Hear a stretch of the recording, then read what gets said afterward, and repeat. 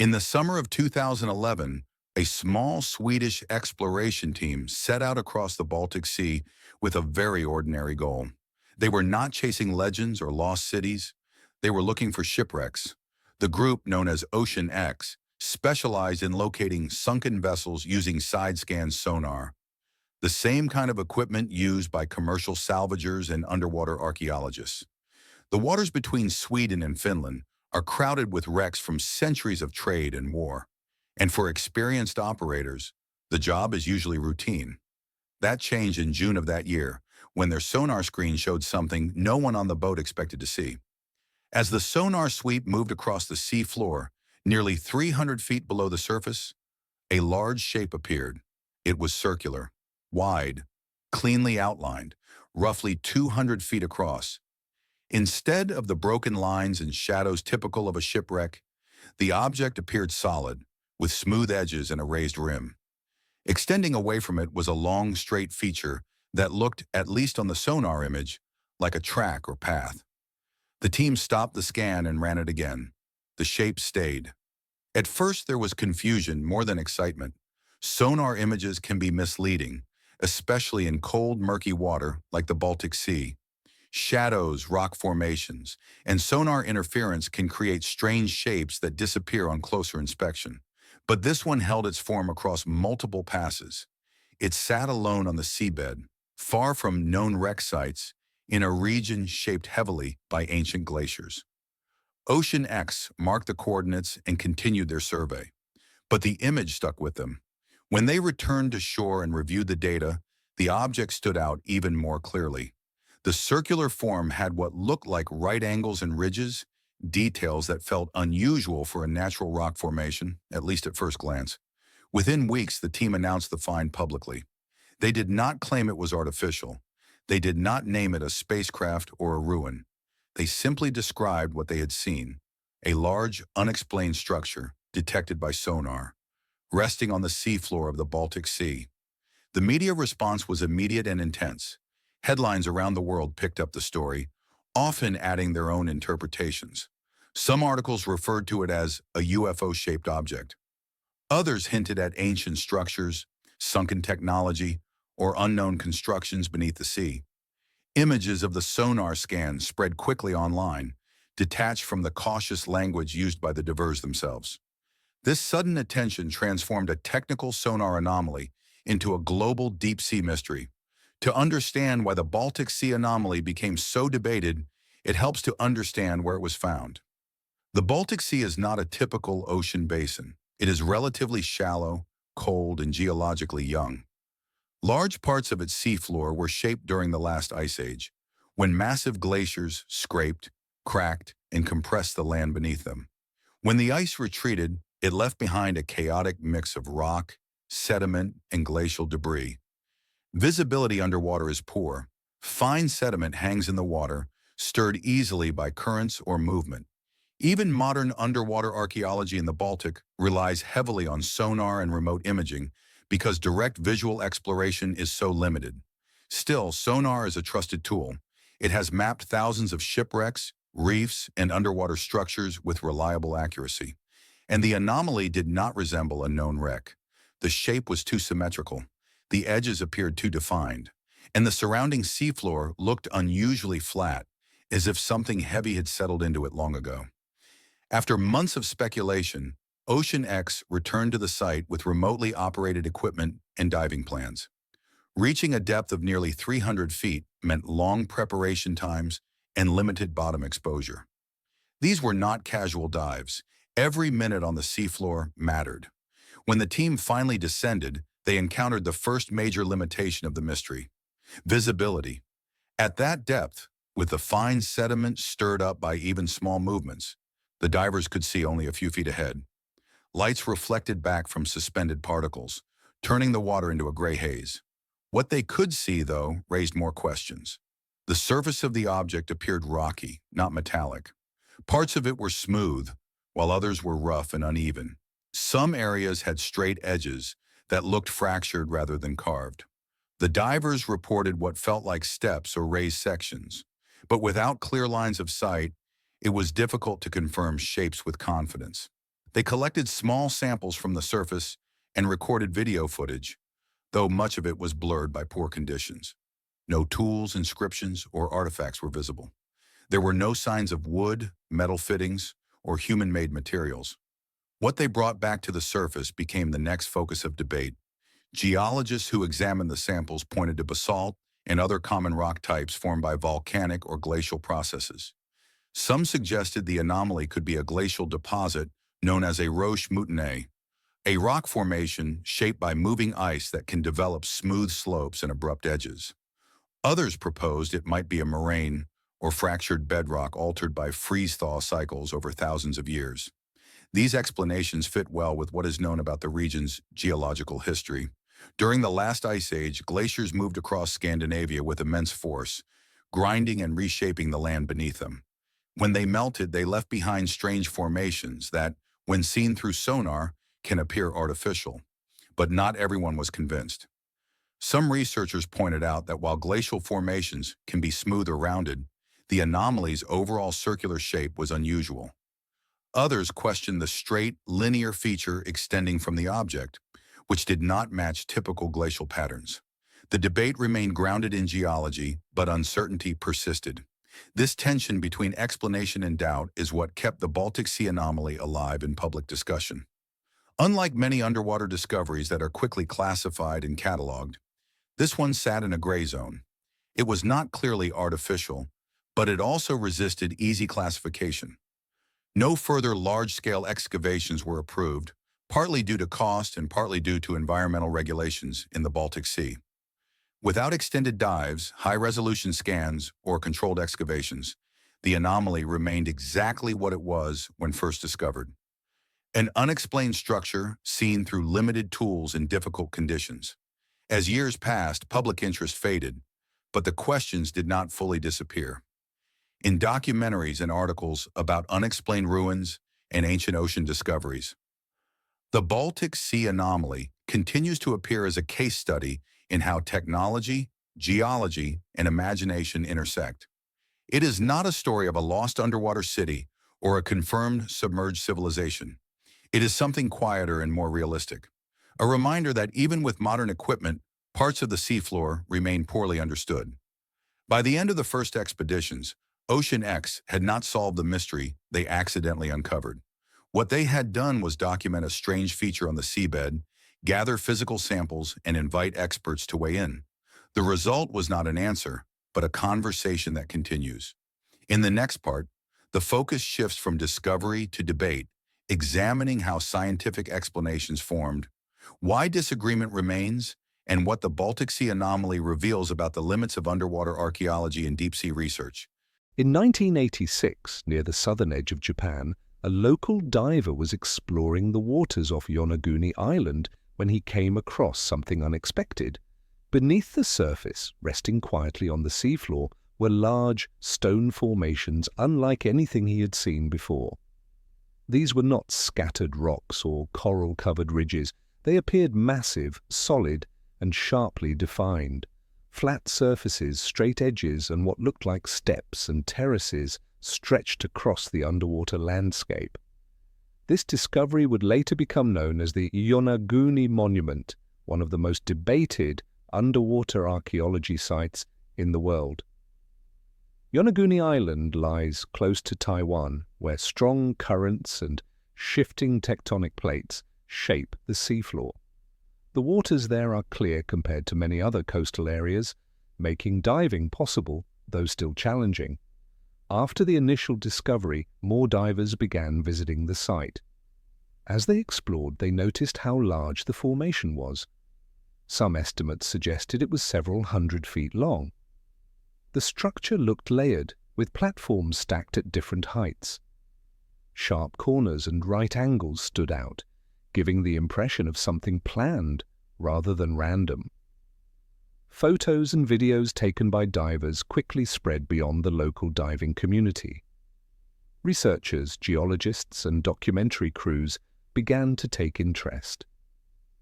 Among them was marine geologist Masaki Kimura from the University of the Ryukyus. Kimura became one of the most vocal supporters of the idea that Yonaguni might be man-made. After years of diving and mapping the site, he suggested that the structure could be the remains of an ancient civilization that existed before sea levels rose at the end of the last ice age. According to this view, the monument may have been built on land thousands of years ago and later submerged as oceans slowly covered coastal areas. Kimura pointed to several features to support his interpretation. He noted what appeared to be stair-like formations, flat roads, and even markings that some believed could be carvings. In his view, erosion alone could not easily explain such precise shapes across such a large area. He also argued that nearby sites showed similar patterns, suggesting a broader human presence in the region long before written history. However, many other scientists strongly disagreed. Geologists familiar with the region pointed out that the rock at Yonaguni is sandstone, a type of rock that naturally breaks along straight lines. When sandstone is exposed to tectonic pressure, earthquakes, and constant wave action, it can fracture into flat planes and sharp edges.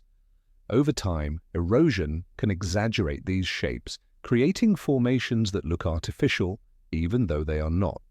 Critics of the man-made theory emphasized the lack of physical evidence. No tools, pottery, bones, or inscriptions have ever been recovered from the site.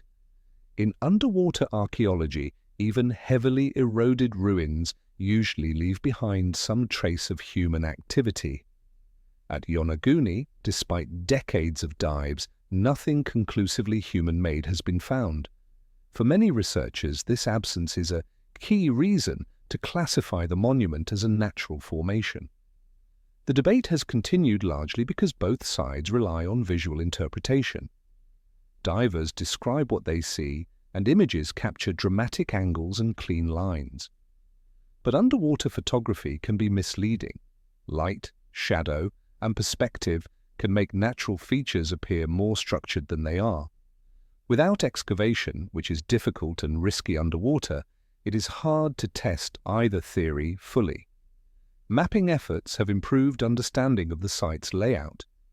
Detailed surveys show that the formation is connected to the surrounding seabed rather than sitting as a separate object placed on it. This supports the idea that it formed as part of the natural rock layer. At the same time, the scale of the monument remains impressive. Even those who argue it is natural admit that it is one of the most striking underwater rock formations ever found. Carvings and markings remain one of the most controversial aspects. Some divers have reported seeing shapes that resemble symbols or animal forms. Others say these markings are simply natural cracks or patterns caused by erosion. Without clear, close-up documentation and expert agreement, these claims remain uncertain. Researchers stress the importance of separating what can be measured and confirmed from what is based on perception. Yonaguni also exists within a cultural context that influences how it is viewed. Japan has a long history of myths and legends connected to the sea. Stories of lost lands and ancient kingdoms are part of the broader regional imagination. While these stories are culturally important, scientists are careful not to use them as evidence. Still, public interest often blends these ideas together, adding to the monument's mystery. Despite years of study, no final conclusion has been reached. The Yonaguni monument has not been officially classified as a human-made structure, nor has it been completely dismissed as unremarkable geology. It sits in a grey area where evidence is limited and interpretations differ. This is not unusual in underwater research. The ocean hides sites that are difficult to access, expensive to study, and easy to misunderstand. What keeps Yonaguni relevant is not proof of a lost civilization, but the questions it raises about how humans interpret patterns. When people see order, they often assume intention. Nature, however, can create forms that challenge those assumptions. Yonaguni forces researchers and viewers alike to slow down and examine the difference between appearance and evidence. Today, the monument remains a popular dive site and a frequent subject of documentaries. New technology may one day provide clearer answers through better imaging or sampling. Until then, Yonaguni remains an example of unexplained ruins beneath the ocean, not because it has been proven artificial, but because it resists easy explanation. It reminds us that the boundary between natural and human-made is not always obvious, especially when time, water, and stone work together in silence beneath the sea. Off the western coast of India, where the Arabian Sea meets the ancient city of Dwarka, the water hides a story that has stirred belief, history, and science all at once. For centuries, Dwarka has lived in legend, known from ancient Indian texts as a grand city connected to deep spiritual traditions. Stories describe it as a place of great beauty and order, a city said to have been swallowed by the sea long ago. For a very long time, these accounts were treated as symbolic or poetic, not something meant to be taken literally. That began to change in the late 1990s, when modern technology allowed researchers to look beneath the waves and see what had always been out of reach. During that time, India's National Institute of Ocean Technology began underwater surveys near the coast of Dwarka. Their goal was not to prove a legend, but to study the seabed using sonar mapping and marine exploration tools. As their scans moved across the ocean floor, unusual patterns began to appear. These were not random shapes or smooth natural ridges. Instead, researchers saw what looked like straight stone alignments, foundations, and structured layouts resting several meters below sea level.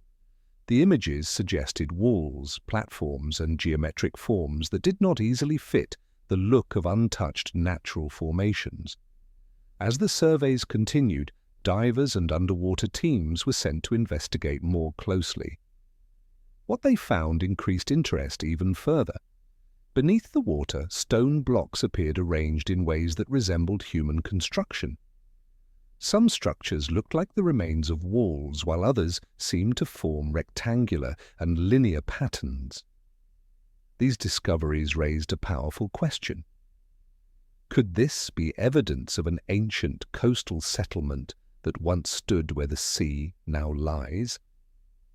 Dwarka's importance made the discovery even more sensitive. In ancient texts, especially the Mahabharata, Dwarka is described as a magnificent city associated with a key figure in Indian tradition. According to these stories, the city was eventually lost to the sea after its time had passed. For many people, the underwater findings seemed to echo those descriptions in a striking way. However, researchers were careful to separate belief from evidence. The ocean floor is a complex place, and not everything that looks structured is automatically man-made. To better understand what they were seeing, scientists used sonar mapping to chart the area in detail. This allowed them to see the size and layout of the submerged features without disturbing them.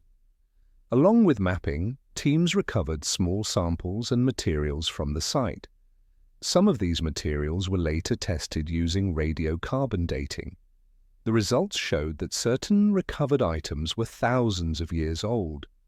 While this confirmed great age, it did not provide a clear answer about who built the structures or exactly how they were used. This is where the debate began to grow. Some archaeologists and marine researchers believe the ruins support the idea of an ancient settlement that once existed along the coast. They point to the organized layouts, stone foundations, and dating results as signs of human activity. According to this view, rising sea levels over thousands of years could have slowly submerged a coastal city, preserving parts of it underwater. If true, this would place Dwarka among the world's most intriguing submerged sites. Others urge caution. They argue that natural rock formations can sometimes appear geometric, especially when shaped by waves, currents, and long-term erosion. In coastal areas with long human histories, it is also possible that remains from different time periods are mixed together. Later human activity, natural changes in the shoreline, and shifting sediments could all combine to create confusing patterns. Without full excavation and clearer evidence, they say it is too early to label Dwarka as a confirmed ancient city lost to the sea. One of the biggest challenges is the lack of complete excavation. Underwater archaeology is difficult, slow, and expensive. Visibility is often poor, currents are strong, and preserving fragile remains requires extreme care. Because of these limits, much of Dwarka's underwater site remains only partially studied. Researchers must rely on sonar images, limited dives, and small recovered samples rather than full exposure of the structures. This incomplete picture leaves many questions unanswered.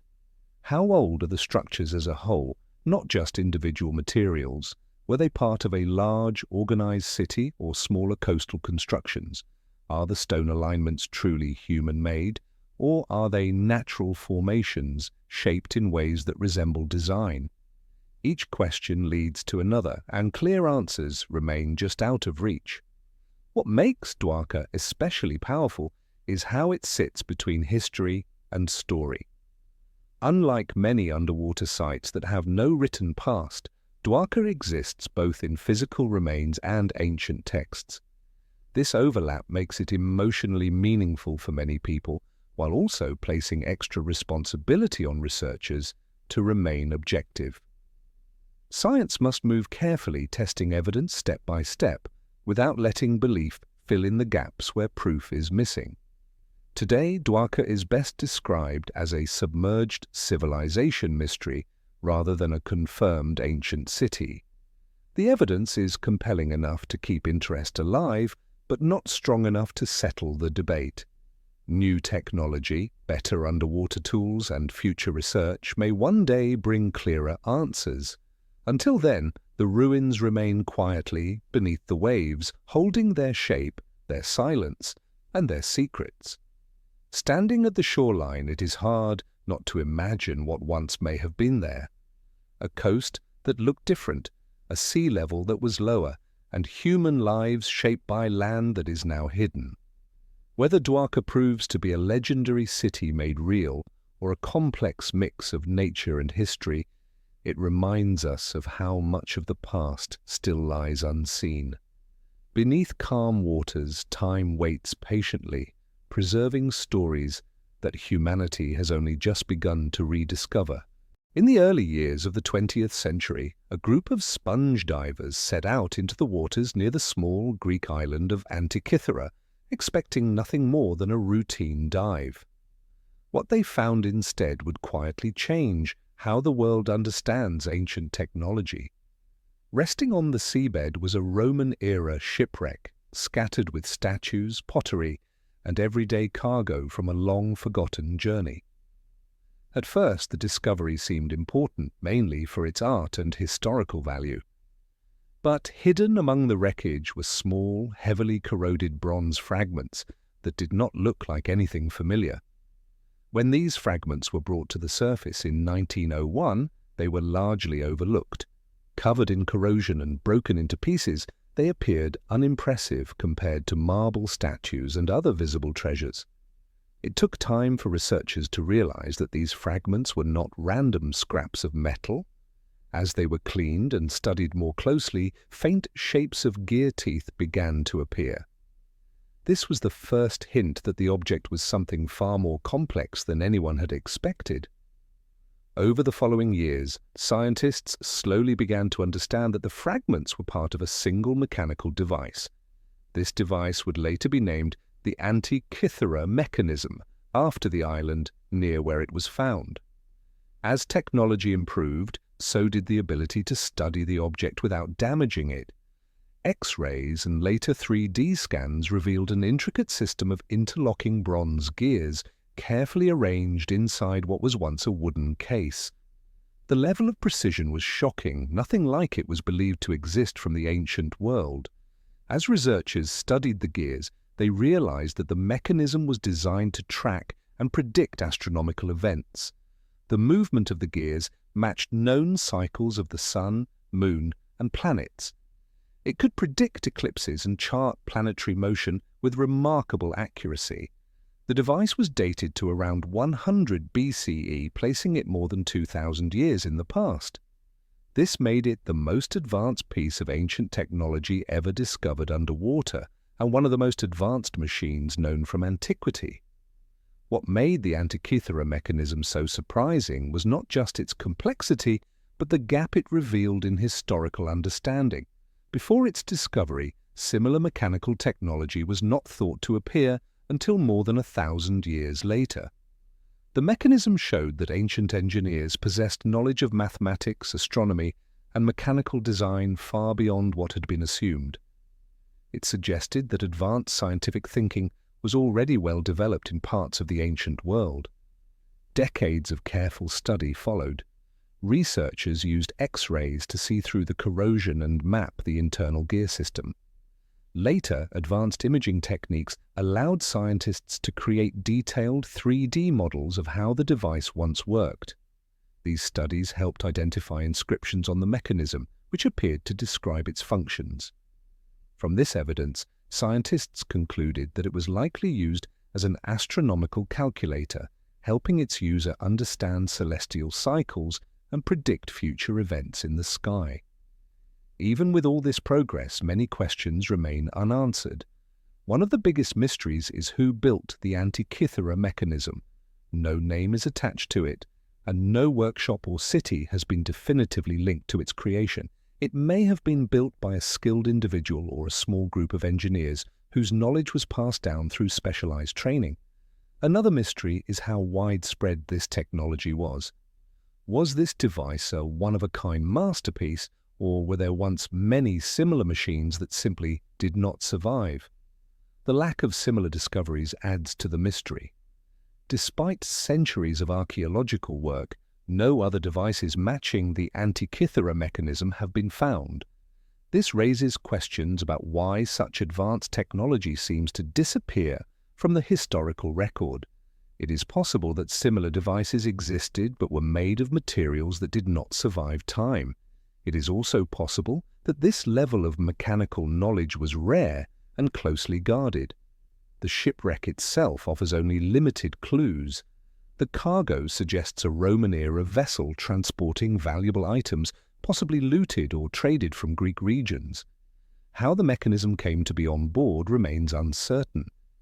It may have been a prized scientific instrument carefully transported for a wealthy owner, or it could have been intended as a teaching tool.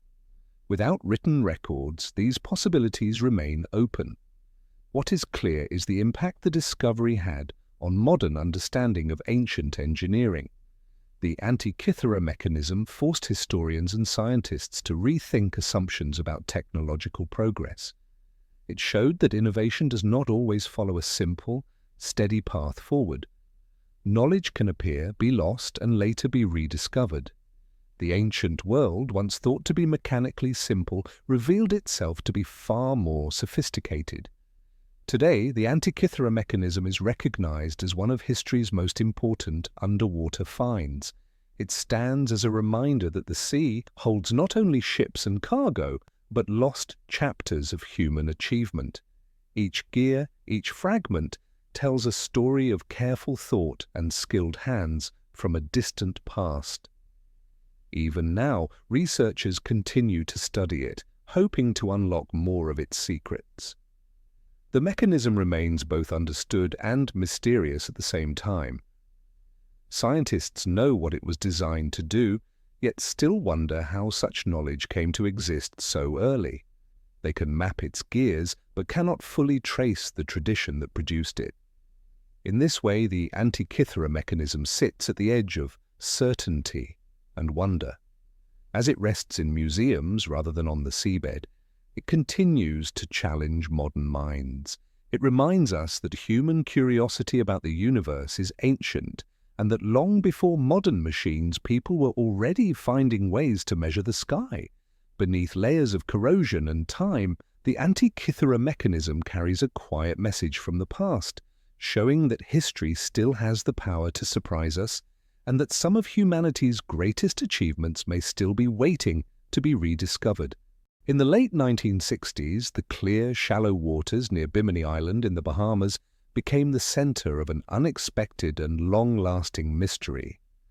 In 1968, divers exploring the seabed reported something unusual resting just offshore.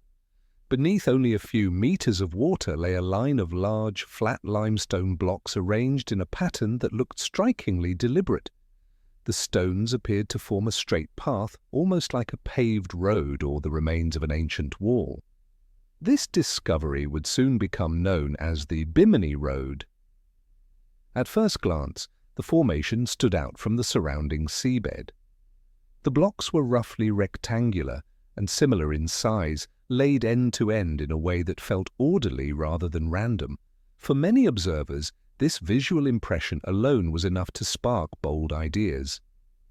Some quickly connected the site to legends of lost civilizations, especially the story of Atlantis, which had long been associated with the region in popular imagination.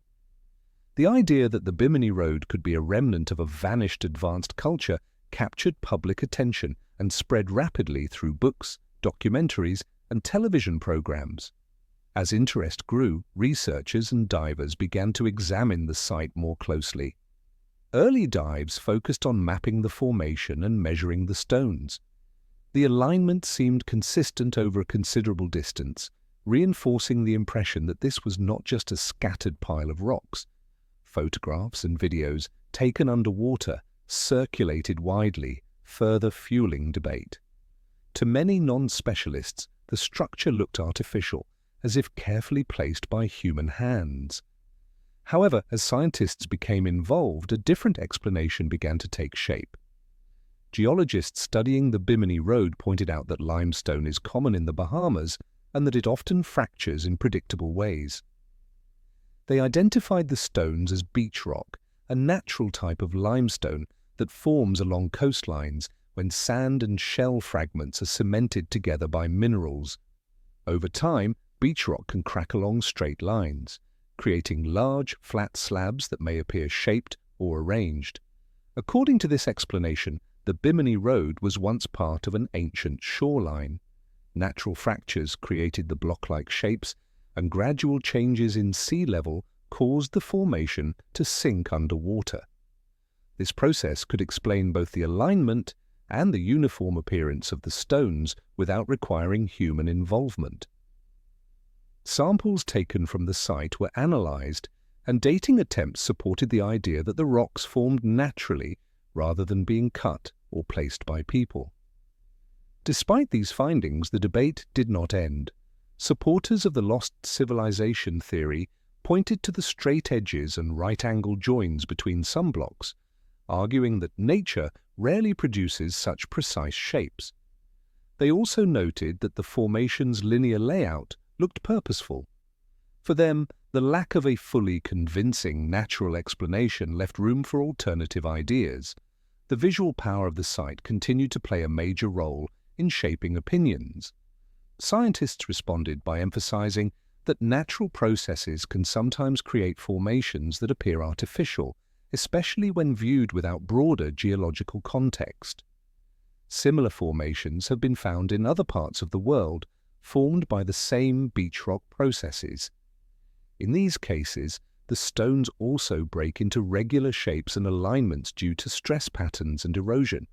From a geological perspective, the Bimini Road fits within this known category of natural features. Another important factor in the debate is the absence of cultural artifacts. No tools, carvings, inscriptions, or signs of human modification have been found at the site. For archaeologists, this absence is significant.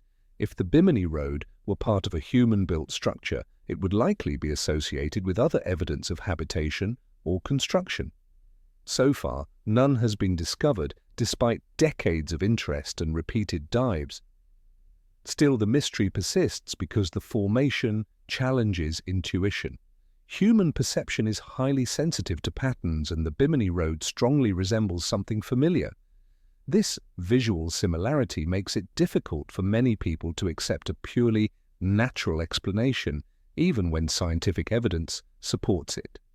The site's popularity in mystery documentaries has also played a role, often presenting the question as unresolved or open-ended to to maintain intrigue.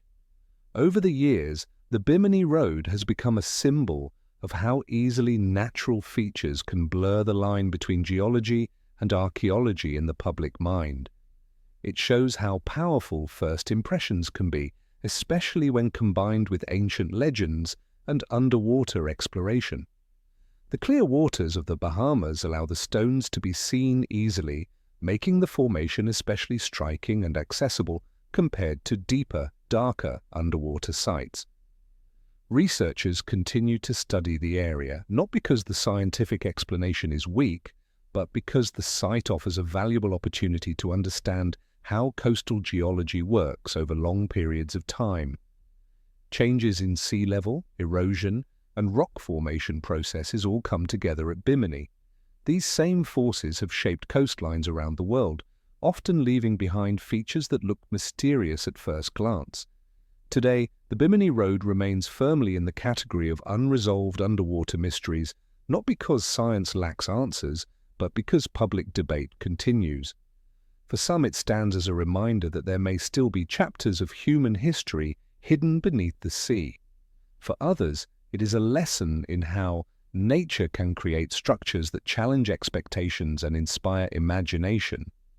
What makes the Bimini Road enduring is this tension between explanation and wonder. It sits quietly beneath the water, unchanged, while interpretations shift above it. Whether viewed as a natural beach rock formation or as a possible trace of something more, it continues to draw diverse researchers and storytellers back to the same stretch of seafloor. In the end, the Bimini Road does not offer easy answers. Instead, it invites careful observation and patience. It shows how mysteries can arise not only from what is unknown, but from how humans interpret what they see. As long as the stones remain aligned beneath the waves, the discussion will likely continue, keeping the Bimini Road alive as one of the most talked about and visually compelling underwater mysteries of the modern era.